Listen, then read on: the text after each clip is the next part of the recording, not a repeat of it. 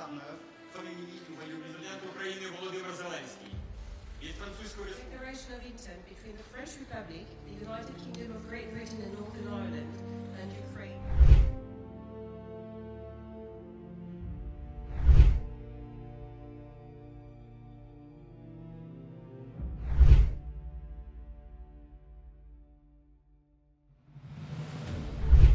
The United Kingdom and France have agreed to deploy troops to Ukraine if a peace deal with Russia is reached, signaling a major escalation in Western involvement.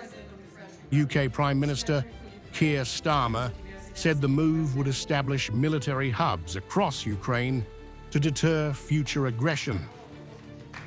This declaration of intent is a vital part of our iron-cast commitment to stand with Ukraine for the long term. It paves the way for the legal framework under which British, French, and partner forces could operate on Ukrainian soil, securing Ukraine's skies and seas, and regenerating Ukraine's armed forces for the future. French President Emmanuel Macron added that thousands of troops could be deployed, highlighting the scale of the proposed support. The plan aims to secure Ukraine's skies and seas while helping rebuild its armed forces. This meeting seals today a significant step forward reflected by the Paris Declaration, which provides robust security guarantees for a solid and lasting peace.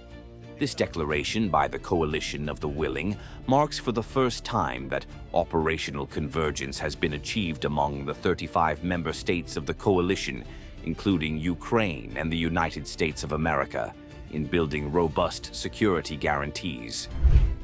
US officials will play a central role in monitoring a potential ceasefire, with Washington ensuring robust security guarantees for Kyiv. Jared Kushner and top US negotiators emphasized durable backstops to prevent renewed conflict. Ukrainian President Volodymyr Zelensky described the talks in Paris as a huge step forward, but cautioned progress would only matter if it resulted in a permanent end to the war.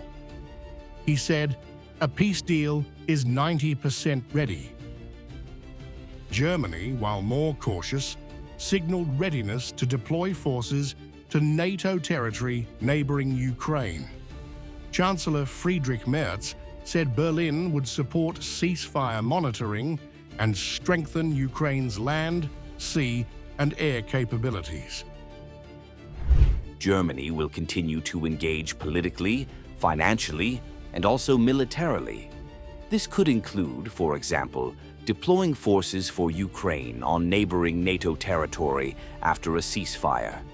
I want to say here that the nature and extent of a German contribution must and will be decided by the federal government and the German Bundestag once the mentioned conditions are clarified. I want to say for myself and also for the federal government that we are not fundamentally ruling anything out. Merz stressed that actual troop deployments depend on legally binding security guarantees and domestic approvals, but Berlin does not rule out any measures in principle. Moscow has warned foreign troops would be considered legitimate targets. With territory and security guarantees still unresolved, Western troop plans could either stabilize a fragile peace or trigger new flashpoints along Russia's border.